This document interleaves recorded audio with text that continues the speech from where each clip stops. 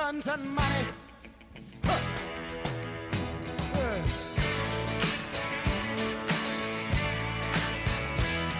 Send lawyers, guns, and money. Welcome back, everybody, to episode 63 of Conduct Detrimental. I'm your host, Daniel Wallach, along with, as usual, my co-host, Dan Lust. And we made the absolutely brilliant decision to record our episode during the vice presidential debate. And I had some misgivings about that originally, but I think as we began to talk to our guest, I think we caught lightning in a bottle, and it may have been the smartest decision that we made about recording an episode. So anyway, Dan, welcome as always. Glad to join you again this week. Dan, the pleasure is mine. To those law students, those brave law students who fended off the bar exam, congrats. And I know there were a couple more law students taking the bar this week. So I know we got a lot of feedback from our last Bar Apocalypse episode, the bar exam episode. And, you know, if you're 1L, 2L, listen, this is the weirdest bar exam in the history of mankind, so it only gets easier. So just quick to give you understanding of where we plan to go with this episode. Really, this week, we had a kind of a treat. The Supreme Court of the United States doesn't normally touch upon baseball, but they decided to give us a treat this week and drop into our hands that they were rejecting Major League Baseball's petition to reject class action certification in a lawsuit filed by Garrett Broshuis back in 2014 that had gone up to all the way to the Supreme Court on this class certification issue. So all of a sudden, it's full speed ahead for this, now an old case, 2014. And Dan, wouldn't you know, Garrett Broshuis, former San Francisco Giant minor leaguer, is a listener of Conduct Detrimental. So when I saw that Garrett was the attorney in the case, I know I'd been following it. I wasn't familiar with who the lead attorney was. I looked up Garrett's Twitter handle. He was following us, and very quickly, we got him on the show. Dan, did you realize that people listen to this podcast, that it's not just me and you? I don't look at the numbers, but over the years, I've been surprised by the number of people who tell me that they follow me on Twitter, even though they're not on Twitter.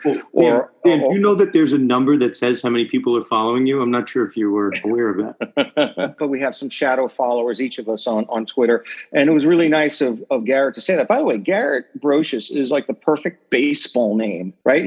Scott Broshuis, third baseman for the 1998 New York Yankees. And then his first name, Wayne Garrett, the third baseman for the Miracle Mets of 1969 and the almost Miracle Mets of 1973. So it's a great baseball name. And unsurprisingly, Garrett was a former baseball player himself, 5th round draft choice of the San Francisco Giants. Okay. And, we joke around a little bit, but today's topic is one that I take very seriously because with the wealth that exists throughout baseball, Steve Cohen is about to be approved as the new owner of the New York Mets. He's worth $14 billion. Next up on the list of net worth, Ted Lerner, $4 billion with a B. And I saw that you're taking your pinky to your mouth and trying to conjure up Austin Powers, but we're talking billions. Charles Johnson, the Giants owner, is worth $4.5 billion. Marion Ilitch, $3.8 billion. Yet the up and coming employees or minor leaguers who are going to be on your baseball teams and be players that you root for if and when they make it to the major leagues, they're being paid a substandard wage well below the poverty line. The average major leaguer or the average minor leaguer might be lucky enough to make a couple of $1,000s per year. They're not paid at all for spring training or the instructional league. And Garrett has taken on the cause of fighting Major League Baseball on behalf of a class of minor league players to try to get a fair wage or at least a minimum wage under the Fair Labor Standards Act. So this is a case that I've been tracking for many, many years. And a major event occurred this week where the Supreme Court denied certiorari on Major League Baseball's attempt to overturn or reverse a Ninth Circuit decision on the issue of class certification. So so the end is in sight, and I think Garrett may be on the way towards overhauling and reforming, the system by which minor league players are compensated. We'll get right into it, but I think it's important to understand the historical context. We're in 2020, 50 years ago, almost, right around there. Curt basically invented what we now know as modern free agency. And Garrett's going to get into the finances a little bit, but like, I remember hearing some stat that like George Brett was the highest paid player in baseball in like the 80s with like $100,000. Like that was the 80s. It wasn't so long ago. George Brett was one of the top players in baseball. And now $100,000 isn't even, minimum, the minimum major league salary. So the pro salaries have skyrocketed, but what has not skyrocketed are the minor league salaries, which, we'll get into with Garrett, are not protected by the union. And baseball is really not got with the times in the minor league sense. So, I think it's really interesting. Garrett is not just an attorney like Dan and I, but Garrett is a minor league player who rode the buses, right? Garrett had a mixed bag of success. He wasn't some golden boy bonus baby, who was a top draft pick and got $10 million to sit in the bank. Garrett is, as much as he's an attorney, Garrett's probably have a conflict of interest for him to be a plaintiff in the case, but he understands these issues better than maybe anybody else out there. So, Dan, anything else you want to add before we jump into our Garrett interview? Yeah, the system is pretty much stacked against players from the moment they turn professional. You mentioned that major league players have had significant advances in salaries, but for the first couple of years of their trajectory, and they're playing in the minor leagues, they're making well below the minimum wage. And then when they get to the major leagues, their salaries are controlled for a specific number of years before they can even get arbitration rights or turn free agency free agent. So a player like Aaron Judge may have to almost go 10 plus years before he can actually market his wares to the highest bidder. It is a system that has been historically stacked against the player. And even with advances in major league salaries, I think when you look at the minor league aspect of it and the early part of these players' careers, especially considering that they have a very short time in which to apply their trade, this is a system that rewards the billionaires and the players that are essentially powerless and consigned to artificially depressed wages for so many years of their viable careers. With that being said, let us jump straight into our interview with Garrett Broshuis. Garrett, welcome to Conduct Detrimental. It's a pleasure having you here. How's everything going? Pleasure to be here. Thanks for having me.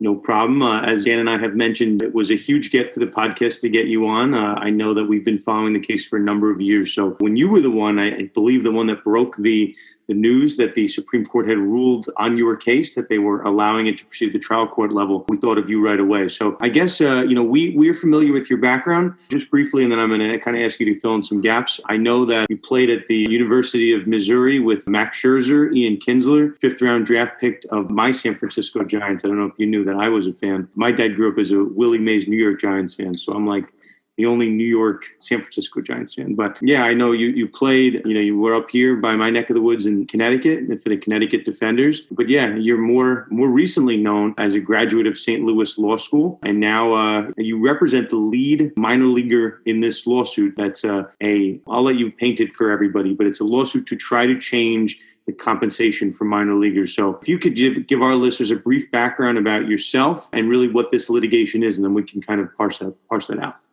Yeah, so I appreciate that intro, and like I said, it's a pleasure to be on here and give you just a 2-minute background. So I started at the University of Missouri. I was lucky enough to play with some great players there. You mentioned Ian Kinsler, mentioned Scherzer. You forgot though Jace Tingler. Jace Tingler was there, and he's he might be. Well, I guess he's not managing as we speak, but yeah, he's having a good little postseason in his first year as a manager for the Padres. So yeah, I was lucky to play with some great players there and some great leaders there. And for the most part, my career was pretty mediocre, to be nice about it. But then my last year, I just put together this really, really good season where all of a sudden I was 11-0 and both an academic All-American and an All-American. And just, I don't know, sometimes things just come together like that. And I was drafted by the San Francisco Giants in the 5th round and began my pro career at that point. And, right away, things just felt a little off. In a lot of ways, it seemed like a step down from good college baseball. Not necessarily in the on-field play, but just the way players were treated. When I was at the University of Missouri, I didn't have a lavish apartment by any means. I just had a normal college apartment, and I had 2 roommates. We each had our own bedroom, and we actually had beds. And all of a sudden, I'm in pro ball, and I'm sleeping on a futon in somebody's basement, and I'm getting $20 a day for meal money. Whereas when I was at the University of Missouri, I was getting $35 a day for meal money. I'm like, really? Wait, I'm playing for the San Francisco Giants, their system now, and supposed to be getting a paycheck now, but I'm treated worse than when I was in college. And so, it's one of those things that initially you don't really say anything about it. You just grit your teeth and keep working and just ignore it because you're a bit starry-eyed. But, as things went on, guys started talking about it a little more. There were a lot of rumblings about how, well, for instance, there was one time I asked the bat boy how much he was making in a given game. And this is when I was in AA, my first year in AA, and he told me he was making $55 that day for like 4 hours of work. That was more than I was making that day. It's crazy. So that's when it really sunk in that the bat boy was making more money than me. And something was just wrong about that. So yeah, my last year playing, when it became apparent that, I was definitely just a roster filler and was not making it to the major leagues, started studying for law school and, picked up a study guide for the LSAT at Borders, rest in peace, and started studying on the bus rides while I was still in the minor leagues for the LSAT, and took it 4 days after my final game, which was not the best way to take the LSAT at all. I do not recommend that to any listeners out there, but it worked out. And, I did well in law school and got on at a great firm, Core Tillery here in St. Louis. And, for the past 6 years now, which is incredible to think about, 6 years, we have been doing this case. Garrett, given your background in baseball, it obviously made sense. And it was a natural fit for you as a trial lawyer to take on a case of this magnitude. Well, how did this case come together? What was the sort of the anatomy of this case walking into your door? Yeah, so in many ways, I think this case was ripe to be brought because this is something that the players will talk about, at various points, whether you're riding on the bus late at night or sometimes even while you're standing around the outfield during batting practice. You'll talk about, what, I probably work 60, 70 hours a week. And when you do the math, I'm probably making $4 an hour. I'm being paid below minimum wage. And so, guys are thinking about this. And so, eventually some guys wanted to challenge it. The named plaintiff, who is the first named plaintiff on the case, Aaron Sene, he's a fellow University of Missouri guy. And, after we initially brought it, which was all the way back early 2014, many other players joined on. And we quickly grew the case to where we had named plaintiffs for every major league team. But there have been other cases brought in the past. Maybe they were in the overtime context. How does the Sene case differ from the reported decisions, under the Fair Labor Standards Act when baseball has been involved in similar litigation in the past? What was different about your case, as contrasted with some of the ones filed in other circuits? When you look at the history of the Fair Labor Standards Act and its application to baseball, there's only been a couple of cases. And one actually, I mentioned Bat Boy earlier, one actually involved a Bat Boy. And another one, it's been a while, just a bit since I've looked at it, but it didn't involve players either. And so, this was really the first case to ever challenge it on behalf of players. And what's a bit different is, players are playing throughout the year. And they're very often nowadays, using spring training sites throughout the year. Almost any given time that you go down to a spring training site, you will find players at that spring training site now. So, the days of this being a seasonal business are really gone. This is not, Stan Musial's baseball of the 1950s. The game has changed immensely. This is a year-round endeavor at this point. We think we're on really good footing with the Fair Labor Standards Act, or at least we were on really good footing until, I'm sure we'll talk about this at some point, until the Congress passed the Save America's Pastime Act. But the good thing is we're not just using the federal law. We're also using some state laws too. And many of those state laws don't recognize all the exemptions that the federal law has.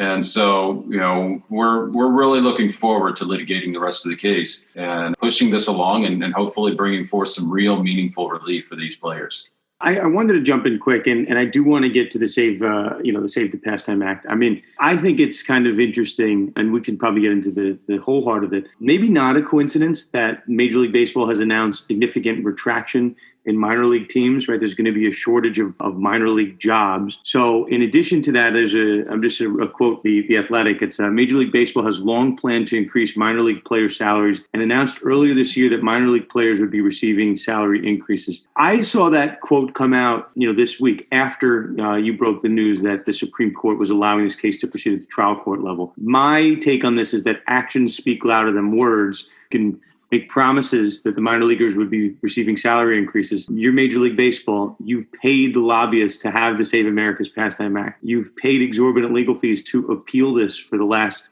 number of years. What are your thoughts on baseball's intentions? Do you actually believe that Major League Baseball had actually long planned to increase minor league player salaries? And do they have that intention today?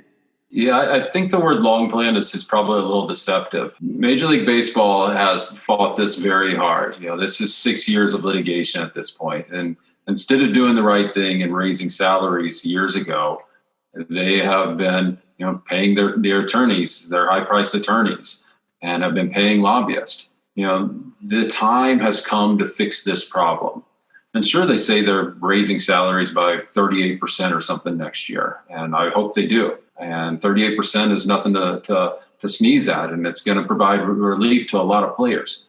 But still, with that increase, a huge number of players are going to receive salaries that put them below the poverty line. I mean, we're talking some players are still going to be below $10,000 for the entire year. And it shows just how low salaries were to begin with. So we went back, the nonprofit that I helped co-found, Advocates for Minor Leaguers, went back and looked at some of the salary history of minor league players. And salaries since the 1970s have increased about 75% for minor league players.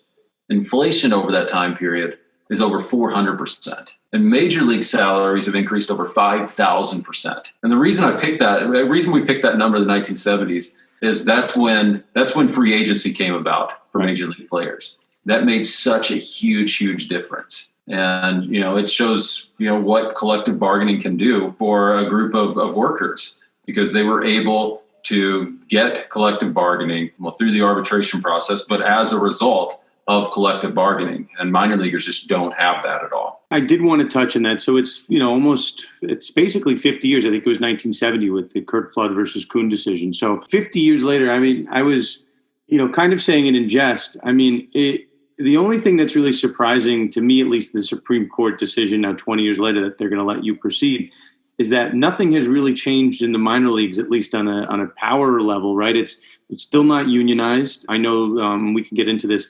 Different sports like hockey have a little bit more. There's a hockey union, right? They have some power. So do you think that Major League Baseball as a whole is on track to increasing the power of minor leaguers? Is there anything in particular that you hope that the union would put in the CBA that would help minor league players?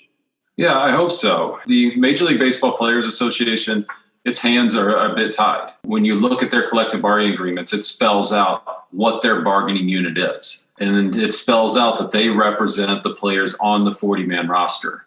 And so, how much can they do on behalf of minor league players then? And it's somewhat limited. At the same time, I think there is more that they can do. And also, I think they can go further to help support players in other ways and be more vocal about the need for the minor league players to have representation also. Because that's really what is needed to fix the problem. The lawsuit that's been filed on behalf of players, it's going to provide some real meaningful relief. But in the long run, the best situation is for the players to actually have representation.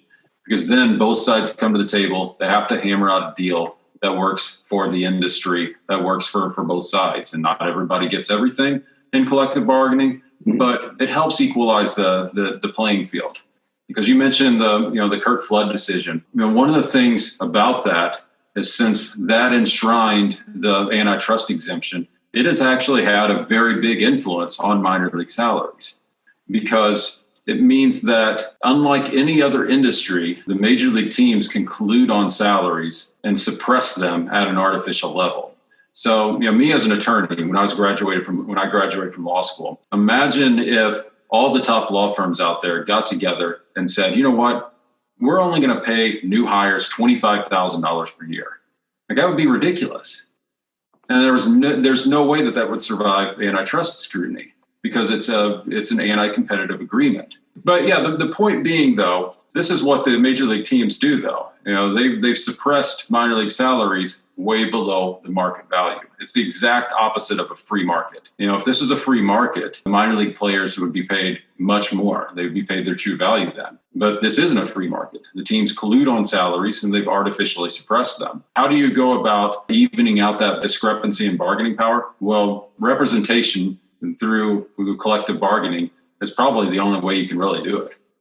Garrett, now that you've scored, or survived the, Supreme Court petition, and this case is now back on track for litigation, can you take us through some of the next steps? Has there been any discovery or merits discovery on this issue, or only class certification discovery, or was it a blend of the two? We've completed much of discovery already. There have been over 100 depositions that have taken place. And so, that was a long year or so of my life taking and defending a lot of depositions. And so we've completed a lot of the discovery. We will have to conduct a little more discovery. We need to wrap that up. But then a big thing is, we will have a status conference soon, and we'll plan out the rest of the case. The schedule for completing the rest of discovery. We'll have expert discovery. We'll have summary judgment briefing. And we'll get down the path of marching towards a trial then. And hopefully is there sooner than later. Is there a scheduling order that has been reset? Yeah, that's something that will hopefully take place soon. With the case on appeal for so long, it was stayed. We will have to have a status conference and get that all scheduled up. Can you explain what the critical liability issue is? I've read in the past about all these different exemptions that Major League Baseball is claiming. Is there an exemption, like the seasonal exemption, that's squarely at issue in this case that's going to be litigated? I'll give you an attorney answer. It depends, which nobody ever wants to hear. Since we're operating both under the federal law, which is the Fair Labor Standards Act, and we're operating under state analogs, there are different exemptions in play.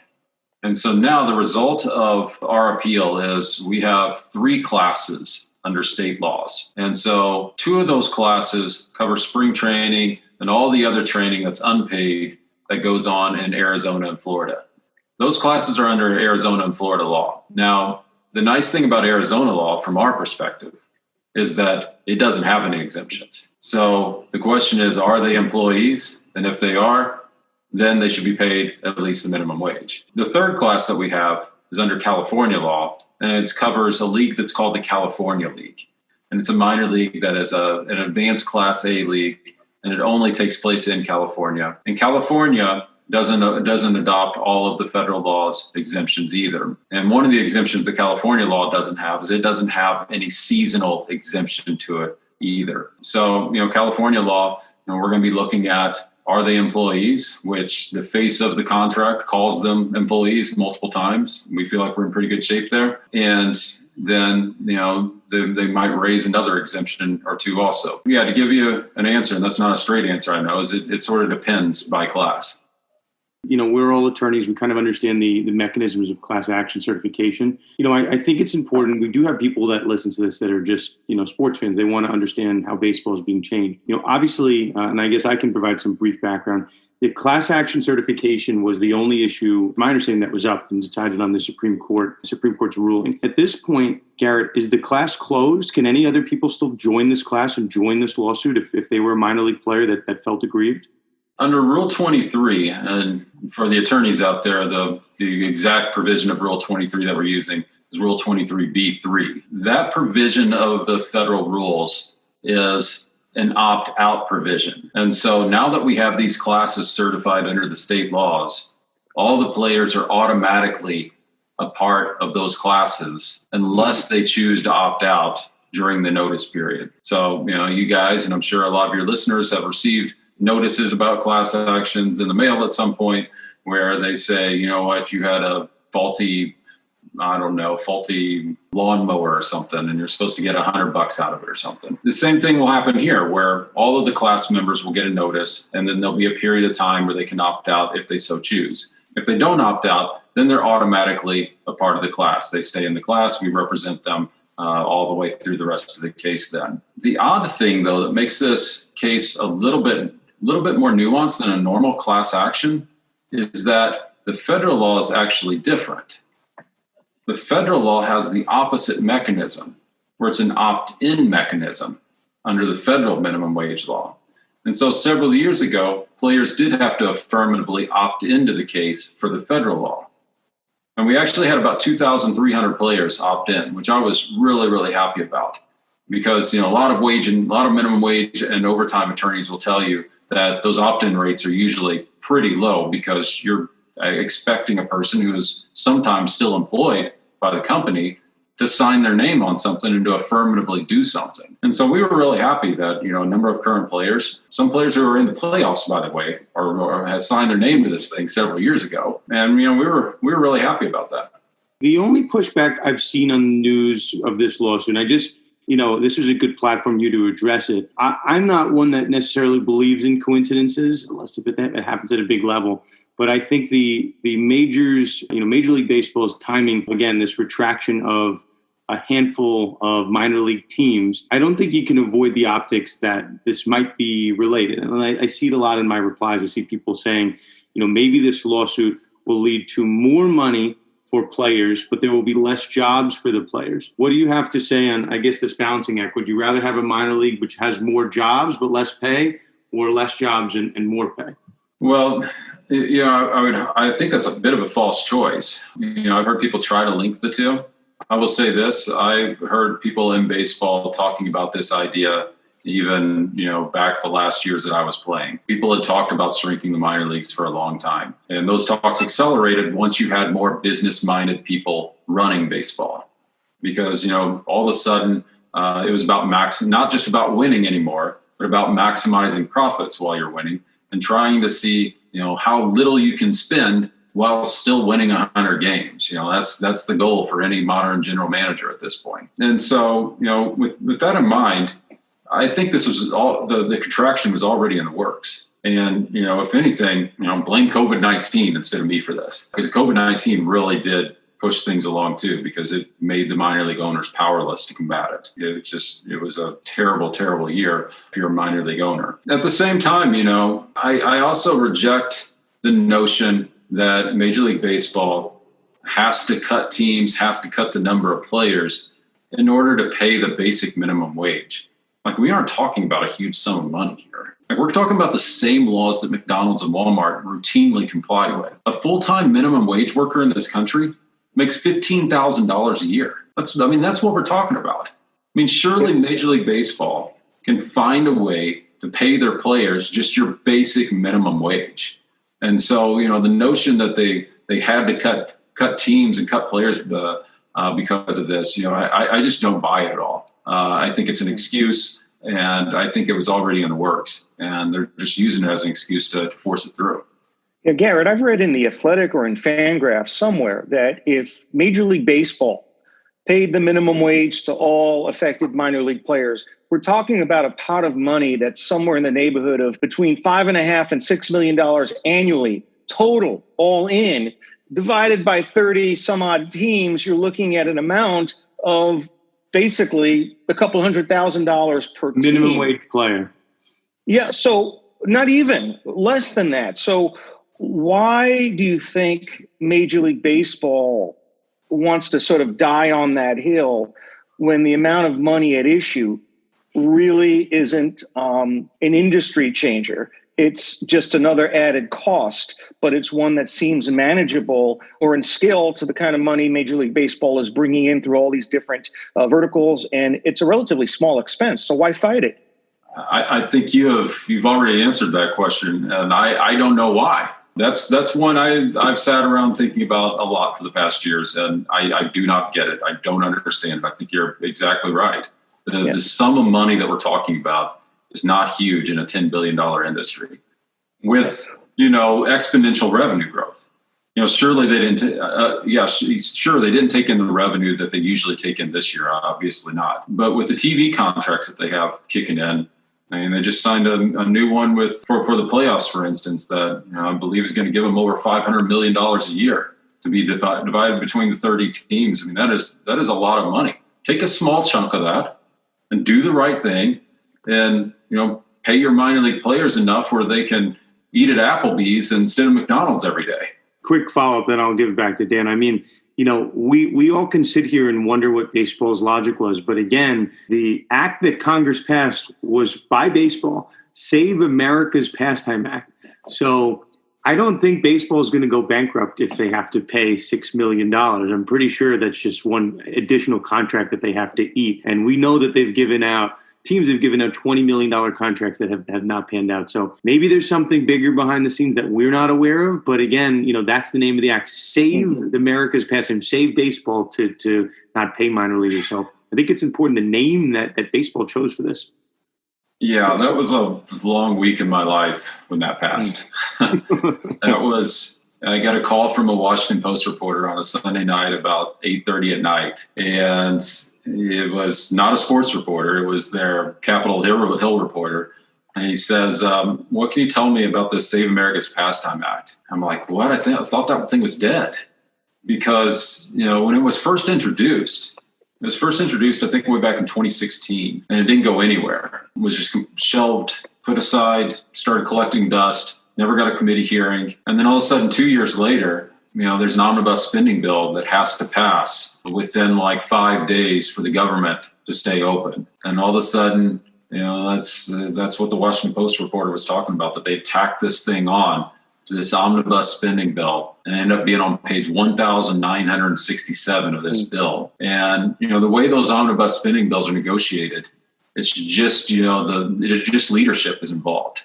So the rank and file didn't even know that this thing was in it. They didn't even know what they voted on. I ran into Senator Claire McCaskill, shortly after it passed, and she voted no because she said she always voted no on omnibus bills like that because they load them up with all kinds of things. It is the exact opposite of how our democracy should function. But yeah, so she voted no, and she admitted that she didn't even realize it was in there. And most of the people that voted yes probably didn't. So this is something affecting the lives of thousands of people, and nobody even knew it was in there. Could we possibly be unsaving America's pastime if there's a change in power in the White House and the November elections basically lead to a President Biden and a Democratic majority in the House and in the Senate? Is this something that could be revisited just simply by reverting back to the way things were? Is that something that you're optimistic about achieving? Because I would imagine you've thought about this, given the political dynamic. Not to be cynical, but it's tough to get a bill passed. It's also tough to get a bill unpassed. And I think Major League Baseball shows that it takes a lot of money. It takes a lot of clout. And, funding those lobbyists isn't cheap. So, I'm not optimistic, but at the same time, I would love to see a movement come together to try to do just that. One thing in the nonprofit that I co-founded, Advocates for Minor Leaguers, is going to be looking at is educating some of these congressmen about the ills of that act. There's a congressional task force right now that's been formed that's investigating the contraction of minor league baseball. Well, at the same time, they also need to be investigating the Save America's Pastime Act. They can't ignore that because that's something that was their making. Now I want to close, or at least my last question is going to focus more on law firm economics and the delicate balancing act that's involved in assessing the settlement value of the case versus the risk of going trial. You've been at this in the trenches for the last 6 years. I imagine your law firm has devoted millions of dollars of soft attorney time as well as hard costs that can only be recovered if you win, settle, or have some type of, common fund. Are you taking this case to a trial? Is there the principle involved of trying to upend the major league system of basically indentured servitude for minor leaguers? Or is there a deal to be had? And how do you juggle how do you address those two competing, tensions, given the investment that your firm has made? It is a business. You're not, you're not here, just devoting this as a not-for-profit. Your firm is a for-profit law firm. At what point do you go for the best deal you can? Or is this something that you want to take to trial because of the way it could upend and potentially change the way minor leaguers are paid forever? You're right. Our firm, Core Artillery, has invested a lot of resources in this case. But, I guess the way I would describe it is there are certain cases that you do to fund the firm. And then sometimes there's cases that you do because it's the right thing to do. And this case falls in that latter category. And so, me as a former player, I want to make sure that we do everything we can to do the right thing and get this done right for players. And so if that means that we need to take it to trial and we need to get a verdict, then that's what we'll do. If it means that there is some compromise that makes sense and that brings forth meaningful change, that's something we can take a look at also. But, at the end of the day, whatever happens, it's going to be the best thing for the players. That's our obligation. That's what we're going to do. Yeah, if only you had represented retired NFL players in their battle with the league over concussions, man. Those attorneys, what a mess. Those attorneys bailed. I'm glad I'm not in that one. Yeah, that's a disgrace. You're to be commended for your taking on Major League Baseball over more than a half a decade on this issue, with much, much more to come. And we look forward following this case, closely, and having you back on, hopefully lighting a victory cigar, because it is, as much as I'm a fan of baseball, you can't accept the notion that you're rooting for your favorite teams in the playoffs, but they're owned by, billionaires, while the up and coming players who become the player, the few that make it shouldn't overshadow the many, many more who never make it, that are paid way below a minimum wage, way below the poverty level. And it really does strike at the core of fairness and justice for our American workers. So I wish you a lot of success in the case and congratulate you for taking it this far. You're almost there. Well, thank you. I appreciate it. Garrett, thanks for coming on. We hope to have you on again as this case progresses. Yeah, it's my pleasure, and we'll keep working on it. So that was Garrett Broshuis. Again, Garrett is the lead plaintiff in this minor league players lawsuit. So much to look out for in the next couple months. I believe the case is going to be back on track in early 2021. Dan, before we put this in the books, what are your final thoughts on this lawsuit and Garrett Broshuis himself? Well, I think Garrett was one of the best guests we've ever had. He might have even been our best guest. And it's really good to get back into the fundamentals of sports law, because we got into this to really highlight specific cases.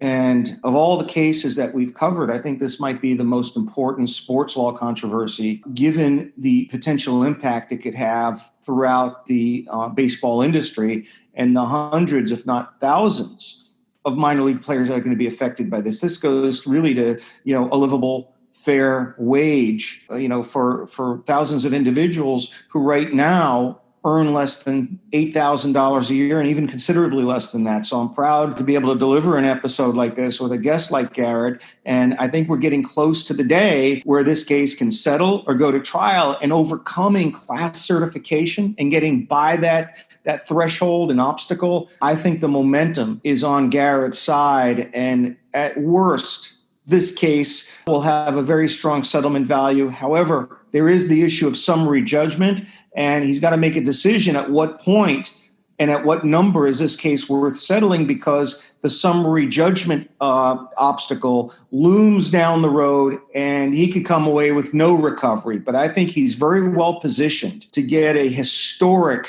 settlement out of Major League Baseball. And I would expect this case to settle at a figure that will essentially reform and revise the way that minor league players are compensated. Because I think Major League Baseball wants to do it. They really do. And the amount of money that's in play here every year, it is shockingly low compared to the amount of money that the leagues make and relative to other types of expenses. So I think there's a real settlement possibility here. And I hope both sides are able to find that middle ground. Dan, so I think we can put that in the books. So just as a final note, Garrett had mentioned a couple times his nonprofit. To the extent that you wanted to get involved, you feel passionate about the issue, just drop Dan or I a note. We'll get you in touch to the appropriate personnel. And quick shout out to our conduct detrimental, we'll say research extraordinaire, social media extraordinaire, Mike Lawson for taking the bar, but Taryn Charmer for helping prepare us for this episode. Taryn used to work in baseball ops for Diamondbacks and the Giants. So very passionate about these issues. So that'll put us in the books. As always, Dan Wallach is at Wallach Legal on Twitter